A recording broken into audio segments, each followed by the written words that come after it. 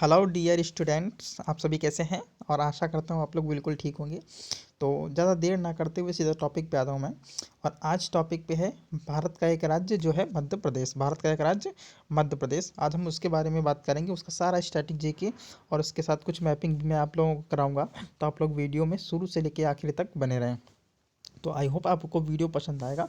तो आप लोग क्या करें, अगर वीडियो पे आप लोग नए हैं तो क्या कर लें, चैनल को आप लोग क्या कर लें, चैनल को सब्सक्राइब कर लें, चैनल को सब्सक्राइब कर लें और बेल आइकन को दबाना बिल्कुल भी ना भूलें, बेल आइकन को दबाना बिल्कुल ना भूलें।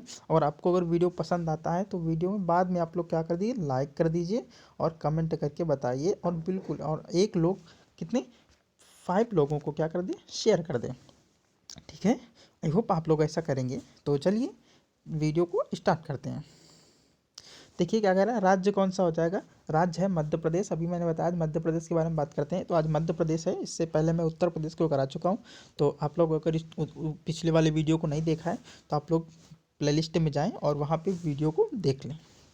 राजधानी इसकी क्या हो जाएगी, जिसकी राजधानी हो जाएगी भोपाल। इसका जो क्षेत्रफल हो जाएगा, इसका क्षेत्रफल 3,08,254 वर्ग किलोमीटर। 3,08,254 वर्ग किलोमीटर इसका क्या हो जाएगा, क्षेत्रफल हो जाएगा। इसकी जनसंख्या कितनी हो जाएगी, 7.26 करोड़। 7.26 करोड़ है। और ये क्या है, ये 2011 के हिसाब से है। ठीक है, 2011 के हिसाब से जनसंख्या है। आज अब की बार 2021 में क्या है, जनगणना होनी है। 2021 में जनगणना होनी है, क्योंकि 2010 में हुई थी। और हर 10 वर्ष बाद, कितने 10 वर्ष बाद जनसंख्या होती है, जनसंख्या की गणना होती है। तो अब की बार 2021 में जनगणना होगी, तो नया डाटा जैसे ही आएगा मैं आप लोगों को नया डाटा प्रोवाइड करा दूंगा। तो अभी तक के लिए 2011 की जनसंख्या का हम लोग विवरण देखते हैं। और तो आई होप आप लोगों को समझ में आ गया होगा कि ये 2011 की जनगणना है। चलिए, पुरुष जनसंख्या इसमें कितनी हो जाएगी, 3.76 करोड़ हो जाएगी पुरुष जनसंख्या। और महिला जनसंख्या की बात करते हैं तो महिला हो जाएंगी 3.50 करोड़। 3.50 करोड़ यहाँ की क्या हो जाएगी, ये महिला की जनसंख्या हो जाएगी। आई होप आपको क्लियर हो गया होगा। तो बढ़ते हैं नेक्स्ट की तरफ। चलिए देखते हैं नेक्स्ट आपसे क्या कह रहा है। यहाँ की मुख्य भाषा क्या हो जाएगी, मुख्य भाषा यहाँ की हो जाएगी हिंदी और उर्दू। यही उत्तर प्रदेश में भी 2 भाषाएं मुख्य हैं। कौन कौन सी, हिंदी और उर्दू। और मध्य प्रदेश में भी क्या हो जाएंगी, हिंदी और उर्दू 2 मुख्य भाषाएं हो जाएंगी। यहाँ का उच्च न्यायालय कहाँ स्थित है, यहाँ का उच्च न्यायालय हो जाएगा जबलपुर में। जबलपुर कहाँ है, तो ये है मध्य प्रदेश में। ज़िले यहाँ पर कितने हो जाएंगे, ज़िले टोटल ज़िले 51 हैं। कितने हैं, 51 ज़िले हैं। और विधानमंडल यहाँ का कैसा हो जाएगा, तो विधानमंडल एक सदनात्मक हो जाएगा। विधानमंडल कैसा है यहाँ का, विधानमंडल एक सदनात्मक है। विधानसभा में सदस्यों की संख्या कितनी हो जाएगी, तो विधानसभा सदस्यों की संख्या हो जाएगी 230 हो जाएगी। और राज्यसभा सदस्यों की संख्या कितनी हो जाएगी, 11। राज्यसभा सदस्यों की संख्या कितनी हो जाएगी, 11 हो जाएगी। और इसके बाद लोकसभा सदस्यों की संख्या कितनी हो जाएगी, तो लोकसभा सदस्यों की संख्या हो जाएगी 29। लोकसभा सदस्यों की संख्या कितनी हो जाएगी, तो यहाँ पर हो जाएगी 29 लोकसभा सदस्यों की संख्या है। तो आई होप आप लोगों को क्लियर हो गया होगा। तो देखते हैं नेक्स्ट आपसे क्या कह रहा है। मैं सारा static GK friend, static GK केवल करा रहा हूँ, स्टैटिक जीके जो कि मैं केवल करा रहा हूँ। और इसीलिए आप लोग क्या करें, स्टैटिक जीके वो होता है जो कभी बदलता नहीं, इसलिए मैं आपको इसके जितने भी हैं मैं सब स्टैटिक जीके करा दूंगा। तो आप लोग प्लीज़ वीडियो को पूरा वॉच करें और अगर अच्छा लगे तो ज़्यादा से ज़्यादा शेयर करें। ठीक है, चलिए बढ़ते हैं आगे की तरफ। ये देखो मध्य प्रदेश का पूरा मैप है, ये मध्य प्रदेश है। इसमें टोटल कितने ज़िले हो जाएंगे, टोटल ज़िले यहाँ पे हो जाएंगे 51। टोटल ज़िले 51 हो जाएंगे। और यहाँ की जो कैपिटल हो जाएगी, तो ये है बीचों बीच में, इसकी कैपिटल क्या है, भोपाल है। कैपिटल क्या है, भोपाल है। ये भारत के कितने राज्यों के साथ अपनी सीमा साझा करता है, तो मैं इसको आप लोगों को मैप के ज़रिए बताऊंगा। तो देखिए आगे आपके लिए वो मैप लगा हुआ है, तो उसके बारे में बात करते हैं। देखो सीमाएं हैं, सीमाएं कहाँ कहाँ साझा करता है अपनी सीमाएं। तो देखिए सीमाएं जो है, उत्तर प्रदेश, सबसे पहले उत्तर प्रदेश, छत्तीसगढ़, महाराष्ट्र, गुजरात और राजस्थान। ये क्या हो जाएगा, राजस्थान हो जाएगा, ऐसे लिखा जाता है, वो मिसप्रिंट हो गया, राजस्थान। ठीक है, तो चलिए देखते हैं मैप। ये देखिए मैप लगा हुआ है आपको। तो मैं देखो बताता हूँ, ये मध्य प्रदेश है, ये एमपी है। और इसके ऊपर ये जस्ट उत्तर प्रदेश है, उत्तर प्रदेश क्या है, सीमा साझा करता है। इसके बाद इधर है राजस्थान, राजस्थान नंबर दूसरा हो जाएगा। और देखिए ये गुजरात जो है, ये देखो ये तटीय सीमा है, तो ये गुजरात की हो जाएगी 3 नंबर। और ये महाराष्ट्र है, महाराष्ट्र आई मीन महाराष्ट्र, महाराष्ट्र की राजधानी क्या है, इसकी राजधानी हो जाएगी मुंबई। और ये चौथे नंबर पर हो जाएगा। और ये जो दिख रहा है आपको, ये छत्तीसगढ़ हो जाएगा। क्या हो जाएगा, छत्तीसगढ़ हो जाएगा। और छत्तीसगढ़ हो जाएगा 1 2 3 4 5, ये हो जाएगा पाँचवा। तो टोटल कितने राज्यों के साथ सीमा साझा करता है, तो 5 भारतीय राज्यों के साथ मध्य प्रदेश जो है वो सीमा साझा करता है। तो आई होप आप लोगों को क्लियर हो गया होगा। तो चलिए बढ़ते हैं नेक्स्ट की तरफ। तो फ्रेंड अगर आपको वीडियो पसंद आ रहा हो तो प्लीज़ फ्रेंड वीडियो को लाइक कर देना। और आप लोग इसकी पीडीएफ के लिए मेरा टेलीग्राम चैनल ज्वाइन कर सकते हैं, जो मैं डिस्क्रिप्शन बॉक्स में लिंक उसकी मैं दे दूंगा। तो आप लोग पीडीएफ के लिए बिल्कुल भी चिंता मत करिए, और वीडियो को ज़्यादा से ज़्यादा शेयर करने की कोशिश करें। प्रमुख खाद्यान्न की फसलें कौन सी हो जाएंगी, मतलब खाद्य फसलें क्या हो जाएंगी यहाँ पे, कौन कौन सी प्रमुख फसलें यहाँ उत्पादन होती हैं। गेहूँ होती हैं, चावल होती हैं, ज्वार।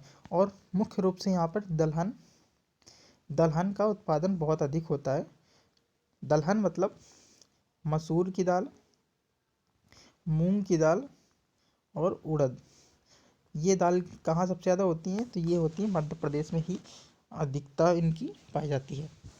राष्ट्रीय पशु यहाँ का क्या हो जाएगा, राष्ट्रीय पशु यहाँ का भी बारहसिंगा हो जाएगा, जैसे उत्तर प्रदेश का है।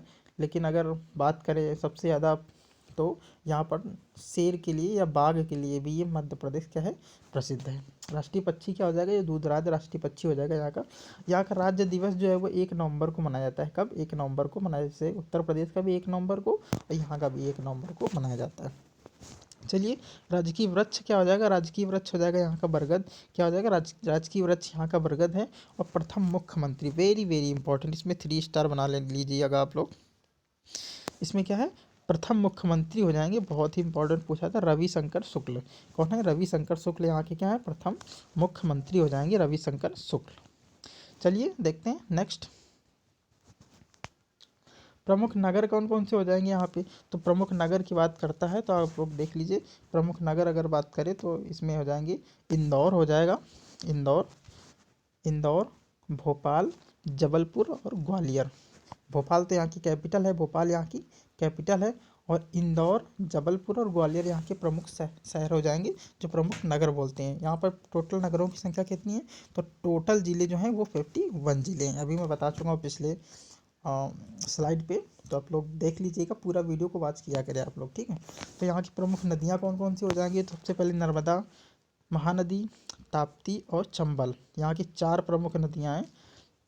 वैसे नदियाँ तो यहाँ पर बहुत सारी हैं, लेकिन 4 प्रमुख नदियाँ की मैं बात करता हूँ। तो चलिए देखते हैं आगे। नर्मदा नदी के बारे में बात करता हूँ मैं आपसे। देखिए नर्मदा नदी आपसे क्या कह रही है,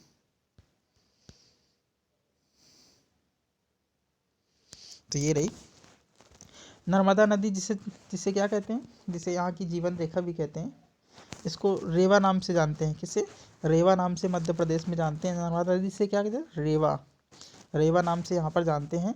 मध्य भारत की एक नदी है, और भारतीय उपमहाद्वीप की 5वीं सबसे बड़ी नदी है। भारतीय उपमहाद्वीप की 5वीं सबसे बड़ी नदी है, कौन सी, 5वीं सबसे बड़ी नदी है। यह गोदावरी और कृष्णा नदी के बाद भारत के अंदर बहने वाली तीसरी सबसे लंबी नदी है। गोदावरी और कृष्णा नदी के बाद भारत की तीसरी सबसे लंबी नदी है। मध्य प्रदेश राज्य में इसके विशाल योगदान के कारण इसे मध्य प्रदेश की क्या कहते हैं, जीवन रेखा कहते हैं। Very very important, Madhya Pradesh की जीवन रेखा किस नदी को बोलते हैं, तो ये हो जाएगा नर्मदा नदी, ठीक है। इसकी लंबाई टोटल हो जाएगी 1312 किलोमीटर, कितनी हो जाएगी, 1312 किलोमीटर हो जाएगी। और ये 1312 किलोमीटर किन किन राज्यों में बहती है, तो ये नर्मदा नदी जो है वो 3 राज्यों में मुख्यतः बहती है। तो कौन कौन सा राज्य होगा, मध्य प्रदेश हो जाएगा, गुजरात हो जाएगा, और क्या हो जाएगा, महाराष्ट्र हो जाएगा, महाराष्ट्र हो जाएगा, ठीक है। 3 राज्यों में मुख्य रूप से बहती है नर्मदा नदी। चलिए देखते हैं आगे। ये देखो मैं पूरा चार्ट दे दिया मैंने, तो आप लोग इसको स्क्रीनशॉट ले लीजिएगा। ये देखिए क्या लिखा है, नर्मदा नदी, एक मिनट, नर्मदा नदी बेसिन और उसका क्षेत्रफल। नर्मदा नदी की लंबाई टोटल कितनी मैंने बताया अभी, 1312 किलोमीटर है इसकी टोटल लंबाई। ठीक है। ये मध्य प्रदेश में कितनी बहती है, सर्वाधिक मध्य प्रदेश में बहती है। उसकी लंबाई मध्य प्रदेश में कितनी हो जाएगी, तो मध्य प्रदेश में 1079 किलोमीटर हो जाएगी, 1079 किलोमीटर हो जाएगी। और ये 82.24% कहाँ बहती है, तो ये बहती है मध्य प्रदेश में। साढ़े मतलब 82.24% कहाँ बहती है, तो ये हो जाएगा मध्य प्रदेश में बहती है। इसके बाद मध्य प्रदेश और महाराष्ट्र की सीमा, मध्य प्रदेश और महाराष्ट्र की सीमा में कितनी बहती है, तो ये बहती है 32 किलोमीटर। फिर इसके बाद महाराष्ट्र एवं गुजरात की सीमा में कितनी बहती है, तो ये बहती है 40 किलोमीटर और गुजरात में बहती है 161 किलोमीटर। जिसका कितना परसेंट है, जिसका 12.7227% है। इसका योग टोटल कितना हो जाएगा, टोटल योग हो जाएगा 312 किलोमीटर। ठीक है। इसके बाद अभी मैंने बताया जो छत्तीसगढ़ हो जाएंगे, मध्य प्रदेश, महाराष्ट्र, गुजरात। ठीक है। छत्तीसगढ़ में भी थोड़ी सी बहती है। ठीक है। उसका क्षेत्रफल इतना हो जाएगा 710 जीरो क्षेत्रफल इसका हो जाएगा। प्रतिशत हो जाएगा 7.00.72 इसका क्षेत्रफल हो जाएगा प्रतिशत के हिसाब से। ठीक है। तो चलिए नेक्स्ट देखते हैं। नर्मदा नदी के बारे में बात करते हैं। देखो इस पर कौन कौन सी परियोजना है। नर्मदा नदी निकलती कहाँ से, तो ये निकलती है अमरकंटक से।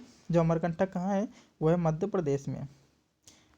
मध्य प्रदेश में है अमरकंटक, वहाँ से ये निकलती है और सीधा बहते हुए यहाँ से निकली और बहते हुए जबलपुर आई। जबलपुर से होते हुए भेड़ा घाट पर आ गई और यही एक पर्यटन स्थल है। भेड़ा घाट से आगे बहती है तो इसी नदी पर एक क्या हुआ है, तवा बांध बंधा हुआ है। इसके बाद भोपाल के बीच से आते हुए आंकेरेश्वर जो आती है, इसी आंकेरेश्वर भी क्या है, एक पर्यटन स्थल है। और यहाँ से महामहेश्वर, बडवानी और नीचे होते हुए सूरत के आगे एक, हाँ, गुजरात में प्रवेश करते हुए बंगाल की खाड़ी में क्या हो जाती है, गिर जाती है। खम्पात की खाड़ी, सॉरी, बंगाल की खाड़ी में नहीं गिरेगी और ये कहाँ की, अरब सागर में गिर जाएगी। अरब सागर के पहले एक है खम्पात की खाड़ी, ये वहीं पर विलुप्त हो जाती है। खंडवा जिले के मध्यावत गांव में सिंचाई की क्षमता इसमें टोटल कितनी हो जाएगी, 1.47 लाख हेक्टेयर का लक्ष्य। इससे बिजली उत्पादन होता है 520 मेगावाट का। इसी नदी पे कितनी, 520 मेगावाट की बिजली उत्पन्न होती है, किसमें, नर्मदा नदी में हो जाएगा। इसी में कौन, इंदिरा सागर परियोजना यहाँ पर बनी हुई है खंडवा जिले में, पुनासा के पास। कहाँ है, खंडवा जिले में पुनासा के पास। देश की सबसे ज़्यादा जल ग्रहण क्षमता क्या है, इसी में है, इंदिरा सागर परियोजना में। बिजली इसमें 1000 मेगावाट उत्पन्न होती है। और ये बात करता है मध्य प्रदेश के। मध्य प्रदेश की जीवन रेखा किसको बोलते हैं, तो नर्मदा नदी को ही मध्य प्रदेश की जीवन रेखा बोलते हैं। आई होप आप लोगों को बिल्कुल समझ में आ गया होगा। तो चलिए देखते हैं नेक्स्ट। बात करते हैं ताप्ती नदी की। तो फ्रेंड आप लोग ताप्ती नदी के बारे में बात करते हैं। देखिए ताप्ती नदी पश्चिमी भारत की सबसे प्रसिद्ध नदी है। पश्चिमी भारत की सबसे क्या है, प्रसिद्ध नदी है ताप्ती नदी। यह मध्य प्रदेश राज्य के बैतूल जिले, कहाँ से, बैतूल जिले के मुलतोई से निकलकर सतपुड़ा पर्वत प्रक्षेपों के मध्य से पश्चिम की ओर बहती है तथा महाराष्ट्र के खानदेश के पठार एवं सूरत के मैदानों में को पार करती है। कहाँ के, महाराष्ट्र व सूरत के मैदानों को पार करती है। और गुजरात स्थित खम्पात की खाड़ी में ये भी गिर जाती है। कहाँ, गुजरात में खम्पात की खाड़ी है। वहीं कौन कौन सी, ताप्ती, नर्मदा और ताप्ती दोनों नदियाँ क्या करती हैं, गिरती हैं। और यही भारत की वो नदियाँ हैं जो क्या करती हैं, पूर्व से पश्चिम की ओर बहती हैं। 2 नदियाँ हैं, बाकी सारी नदियाँ जो हैं भारत की वो पश्चिम से लेके पूर्व की ओर बहती हैं। और ये 2 नदियाँ नर्मदा और ताप्ती क्या है, पूर्व से लेके, ऐसे ये पूर्व है और इधर की ओर बहती हैं। ठीक है। और कहाँ गिरती हैं, खम्पात की खाड़ी में गिरती हैं। दोनों नदियाँ कहाँ गिरती हैं, तो वो हो जाएंगी खम्पात की खाड़ी में गिरती हैं। तो आई होप आपको वीडियो पसंद आया होगा। तो देखिए इसकी जो टोटल लेंथ हो जाएगी वो 724 किलोमीटर हो जाएगी इसकी टोटल लेंथ। और ये इसका स्रोत कहाँ से, ये सतपुड़ा पहाड़ी से निकलती है। सतपुड़ा पहाड़ी से निकलती है। सतपुड़ा पहाड़ी है कहाँ पे, तो ये हो जाएगा कहाँ, बैतूल जिले। कहाँ है जो बैतूल जिला, वो हो जाएगा मध्य प्रदेश में। चलिए बढ़ते हैं नेक्स्ट की तरफ। चंबल नदी की बात करते हैं। चंबल नदी में देखिए, चंबल नदी मध्य भारत में यमुना नदी की एक सहायक नदी है। ये क्या है, यमुना नदी की सहायक नदी, जो कहाँ पर मिलती है यमुना से, तो यमुना में ये मिलती है फ्रेंड आप लोग बताइए कहाँ पे मिलती है। तो ये हो जाएगा, तो देखिए चलिए अभी बात बताता हूँ। ये नदी जाना पावा की पहाड़ी, कहाँ से, जाना पावा पहाड़ी से निकलती है। सॉरी, ये इटावा में मिलती है। कहाँ, इटावा में, याद आ गया। इटावा में क्या होती है ये, इटावा में उसमें यमुना नदी से क्या हो जाती है, मिल जाती है। कौन सी नदी, चंबल नदी इटावा में यमुना नदी से मिलती है। यह नदी जाना पाव पर्वत बाचू फाइट महू से निकलती है, महू से निकलती है। इसका प्राचीन नाम क्या है, चरमवाती। इसका प्राचीन नाम भी पूछ लेता है कभी कभी, तो बहुत इंपॉर्टेंट है। तो चंबल नदी का प्राचीन नाम क्या हो जाएगा, इसका हो जाएगा चरमवाती। इसकी सहायक नदियाँ में सिप्रा, सिंध, काली सिंध और कुनू नदी मुख्यतः हैं। इसकी लंबाई टोटल हो जाएगी 1024 किलोमीटर, 1024 किलोमीटर या 1024 किलोमीटर, आप लोग कुछ भी बोल सकते हैं। इसकी सहायक नदियाँ बहुत इंपॉर्टेंट है। सिप्रा नदी इसकी जोड़ लेना, सिप्रा मैम मत जोड़ देना जो अनअकैडमी पढ़ाती हैं, तो उनकी बात मैं नहीं कर रहा हूँ। तो सिंध, काली सिंध और कुनू इसकी सहायक नदियाँ हैं। चलिए नेक्स्ट, स्रोत ये क्या है इसका, तो जाना पाव की पहाड़ी से भी मैं बता चुका हूँ। जाना पाव की पहाड़ी से निकलती कौन सी नदी, तो वो हो जाएगी चंबल नदी। चलिए देखिए चंबल नदी पर ये मानचित्र मैं दे चुका हूँ मैं, इस पे इसकी प्रमुख परियोजनाएं हम देख लेते हैं।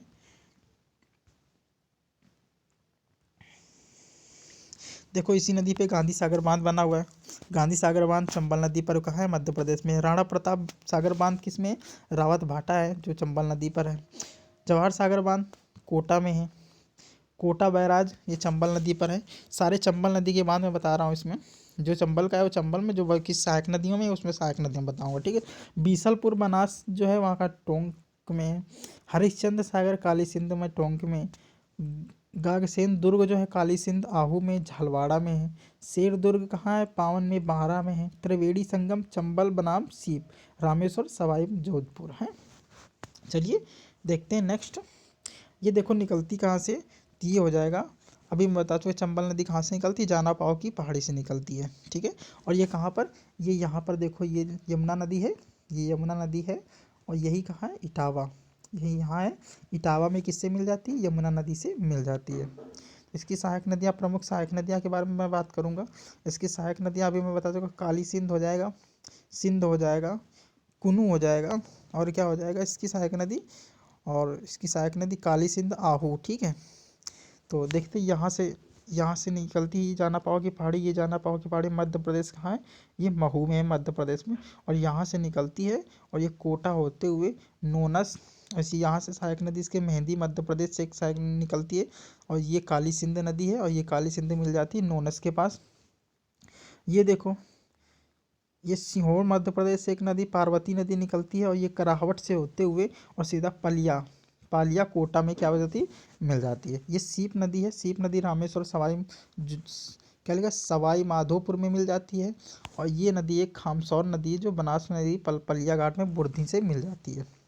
चलिए इसके आगे बात करते हैं। तो ये चंबल नदी आगे जाती है, और ये कहाँ मिल जाती है, ये जाती है इटावा में, और इटावा में किससे मिल जाती है, यमुना से मिल जाती है। और फ्रेंड आप लोग ये मार्क कर लीजिएगा कि यमुना की जो सबसे लंबी सहायक नदी हो जाएगी, यमुना की सबसे लंबी सहायक नदी हो जाएगी, कौन सी हो जाएगी, तो वो यही चंबल नदी हो जाएगी, यमुना की सबसे लंबी नदी। चंबल नदी की जो प्रमुख परियोजनाएं हैं, वो दो परियोजनाएं आप लोग याद कर लेना, गांधी सागर बांध और राणा प्रताप बांध और जवाहर सागर बांध। ये तीन बांध बहुत ही इंपॉर्टेंट हैं, जो आप लोगों को बिल्कुल नोट डाउन कर लेना है। किस नदी पर है, तो वो चंबल नदी पर हो जाएंगे। चंबल नदी पर कौन कौन से, गांधी सागर बांध, जवाहर सागर बांध और राणा प्रताप सागर बांध। चलिए जो तीनों ही कहाँ है, चंबल नदी पर हैं, मध्य प्रदेश में, रावत भाटा में और कोटा में। चलिए बढ़ते हैं नेक्स्ट की तरफ। आई होप आप लोगों को बिल्कुल क्लियर हो गया होगा। तो मैं इसीलिए आप लोगों को क्या करता हूँ, बिल्कुल समझाता हूँ, डेप्थ में पहुँचाने की कोशिश करता हूँ। और बार बार से तो सब कोई पढ़ा सकता है, लेकिन डेप्थ में मैं घुसता हूँ ताकि आप लोगों को सारा कुछ क्लियर हो। चलिए देखते हैं नेक्स्ट की तरफ। इसके यहाँ के मध्य प्रदेश के प्रमुख पर्व कौन कौन से हो जाएंगे, तो प्रमुख पर्व की बात कर रहा है, तो देखिए यहाँ के प्रमुख पर्व क्या हो जाएंगे, त्योहार एवं पर्व, गणगौर, गंगा दशमी, हरेली, भगोरिया, मेघनाद और सिंहस्थ यहाँ के क्या हो जाएंगे, प्रमुख पर्व हो जाएंगे। और हवाई अड्डे यहाँ में कौन कौन से हो जाएंगे, भोपाल हो जाएगा, ग्वालियर हो जाएगा, इंदौर हो जाएगा और जबलपुर हो जाएगा। यहाँ पर प्रमुख कितने, 4 प्रमुख हवाई अड्डे हैं।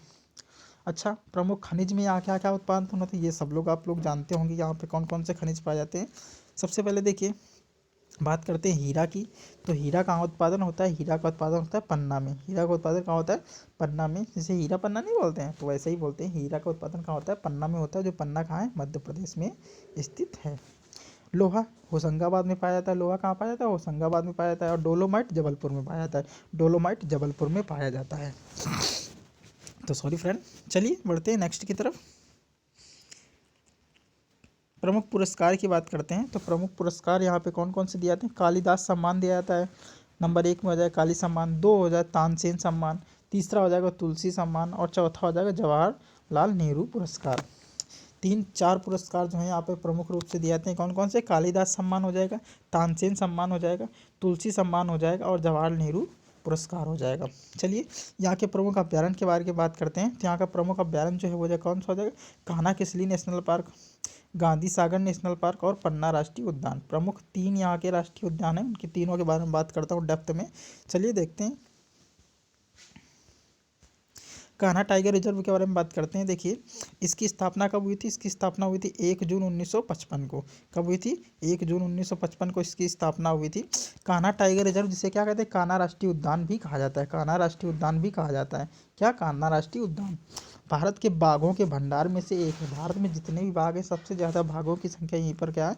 एक है। कहाँ है? तो वो है कान्हा राष्ट्रीय उद्यान मध्य प्रदेश में। इसको कान्हा टाइगर रिजर्व भी बोलते हैं। चलिए भारत के मध्य में स्थित मध्य प्रदेश का सबसे बड़ा राष्ट्रीय उद्यान है। सबसे बड़ा राष्ट्रीय उद्यान है कहाँ है? जो मध्य प्रदेश में। वर्तमान में कान्हा क्षेत्र के 2 अभ्यारण्यों में विभाजित किया गया। कान्हा क्षेत्र को क्या किया गया? 2 अभ्यारण्यों में विभाजित किया गया है, जिसका नाम है हॉलन और बंजार। हॉलन और बंजार क्रमशः 250 किलोमीटर और 300 किलोमीटर में ये बना हुआ है। टोटल लंबाई कितनी हो जाएगी? 3, 2, 5, 550 किलोमीटर इसकी लंबाई हो जाएगी। तो इसको 2 विभागों में बांट दिया गया है। एक कितना है? 250 और एक कितना है? 300 किलोमीटर। ठीक है, आई होप आप लोगों को क्लियर हो गया होगा। तो बढ़ते हैं नेक्स्ट की तरफ। ये हो जाएगा, क्या हो जाएगा? यही है Kanha tiger reserve. Kanha tiger reserve हो जाएगा। इसकी स्थापना कब हुई थी? तो 1 जून 1955 को इसकी स्थापना हुई थी। चलिए नेक्स्ट। ये देखो टाइगर जा रहा है और यहाँ से लोग आ रहे हैं। आई होप इनको कुछ करे ना। चलिए देखते हैं नेक्स्ट। गांधी सागर की बात करते हैं।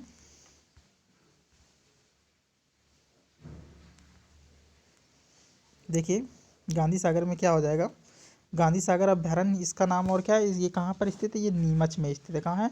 नीमच में। यह मध्य प्रदेश में नीमच और मंदसौर जिले के उत्तरी सीमा पर स्थित है। नीमच और मंदसौर जिले के उत्तरी सीमा पर स्थित है। जो गांधी सागर अभ्यारण्य 1974 में अधिसूचित किया गया था। 1974 में इसकी सूचना दी गई। 1974 में इसको बना के तैयार कर दिया गया। लेकिन जो इसको भारत सरकार ने इसे मान्यता दी, वो कब दी थी? 1983 में इसको सम्मानित कर लिया गया। उसको क्या कर लिया गया? सम्मिलित कर लिया गया भारत के अभ्यारण्यों में। सरकार इसमें और क्षेत्र सम्मिलित कर दिया गया। गांधी सागर अभ्यारण्य का कुल क्षेत्रफल कितना हो जाएगा? कुल क्षेत्रफल हो जाएगा 368.62 वर्ग किलोमीटर। कितना? 368.62 वर्ग किलोमीटर इसका क्या हो जाएगा? कुल क्षेत्रफल हो जाएगा। चलिए देखते हैं नेक्स्ट। पन्ना राष्ट्रीय उद्यान की बात करते हैं। तो पन्ना राष्ट्रीय उद्यान की स्थापना कब हो जाएगी? इसकी स्थापना हुई थी 1981 में। इसकी स्थापना 1981 में हुई थी। पन्ना राष्ट्रीय उद्यान भारत में मध्य प्रदेश के पन्ना और छतरपुर जिलों में स्थित है। कहाँ? पन्ना और छतरपुर जिलों के मध्य में स्थित है। यह एक राष्ट्रीय उद्यान है। 1981 में एक वन्य जीव अभ्यारण्य के रूप में इसे क्या कर दिया? घोषित कर दिया गया। इस उद्यान का क्षेत्रफल 542.67 वर्ग किलोमीटर है। इसे 25 अगस्त 2011 को क्या कर दिया गया? बायोस्फीयर रिजर्व के रूप में नामित किया गया। कब? 25 अगस्त 2011 को। 25 अगस्त 2011 को इसको बायोस्फीयर रिजर्व के रूप में नामित कर दिया गया। किसको? पन्ना राष्ट्रीय उद्यान को। जिसकी स्थापना कब हुई थी? इसकी स्थापना हुई थी 1961 में, लेकिन इसको 2011 में क्या कर लिया गया? बायोस्फीयर रिजर्व के रूप में नामित कर दिया गया। चलिए बढ़ते हैं आगे की तरफ। प्रमुख यहाँ के औद्योगिक एवं विकास संस्थान कौन कौन से हो जाएंगे? तो मध्य प्रदेश औद्योगिक हो जाएगा। नंबर 1 मध्य प्रदेश औद्योगिक भोपाल में है। मध्य प्रदेश टेक्सटाइल निगम इंदौर में है। जो कहाँ है? इंदौर में। प्रमुख बांध यहाँ के कौन कौन से हो जाएंगे? तो बाण सागर बांध हो जाएगा। किस नदी पर है? ये सोन नदी पर है। कहाँ है? ये सोन नदी पर स्थित है। बाकी राजघाट बांध की बात करते हैं तो ये बेतवा नदी पर है। कहाँ है? बेतवा नदी पर है। तो आई होप आप लोगों को क्लियर हो गया होगा। तो चलिए, गांधी सागर बांध अभी मैं बता चुका हूँ कौन कौन सा। गांधी सागर बांध ये कहाँ है? तो ये है चंबल नदी पे हो जाएगा। ये प्रमुख बांध है फ्रेंड, आप लोग इसको इम्पोर्टेंट कर लीजिएगा। गांधी सागर बांध और राणा प्रताप सागर बांध, राणा प्रताप सागर बांध। और इसके बाद कौन सा? जवाहर सागर बांध, जवाहर सागर बांध। ये फ्रेंड आप लोग क्या कर लीजिए, नोट डाउन कर लीजिए, ये बहुत ही इंपॉर्टेंट है। कौन कौन से? गांधी सागर बांध, राणा प्रताप सागर बांध और जवाहर सागर बांध। ये क्या है? तीनों इंपॉर्टेंट है। जो तीनों किस नदी पे हैं? ये चंबल नदी पे हो जाएंगे। आई होप आप लोगों को बिल्कुल क्लियर हो गया होगा। तो बढ़ते हैं नेक्स्ट की तरफ, देखते हैं अब क्या बचा हुआ है। दर्शनीय स्थल कौन कौन से हो जाएंगे? मोती महल, ग्वालियर, चित्रकूट। मोती महल कौन सा हो जाएगा? ग्वालियर, चित्रकूट, खजुराहो, सांची और मैहर। हाँ, ये बहुत, सांची का स्तूप यहाँ पर बना हुआ है। उज्जैन, उज्जैन में क्या होता है? हर 12 वर्ष बाद, हर 12 वर्ष बाद यहाँ पे क्या लगता है? कुंभ का मेले का आयोजन होता है। उज्जैन जो किस नदी पर स्थित है? जो है गोदावरी नदी पर स्थित है। कहाँ है? गोदावरी नदी पर स्थित है उज्जैन। शहडोल, खंडवा और पंचमढ़ी। तो आई होप आपको आज का वीडियो पसंद आया होगा फ्रेंड। तो आप लोग क्या करें, वीडियो पे अगर आप लोग नए हैं तो आप लोग क्या कर दीजिए, वीडियो को क्या कर लीजिए, चैनल को सब्सक्राइब कर लीजिए और वीडियो को ज़्यादा से ज़्यादा शेयर करें। कितना ज़्यादा से ज़्यादा शेयर करें और वीडियो को एक लाइक करके ज़रूर बताएं कि वीडियो कैसा लगा है। बहुत फ्रेंड मेहनत लगती है इसमें बनाने में, तो आप लोग प्लीज़ इसको लाइक करें। चलिए, मुलाकात होती है नेक्स्ट वीडियो के साथ नेक्स्ट दिन। तब तक के लिए बाय, टेक केयर।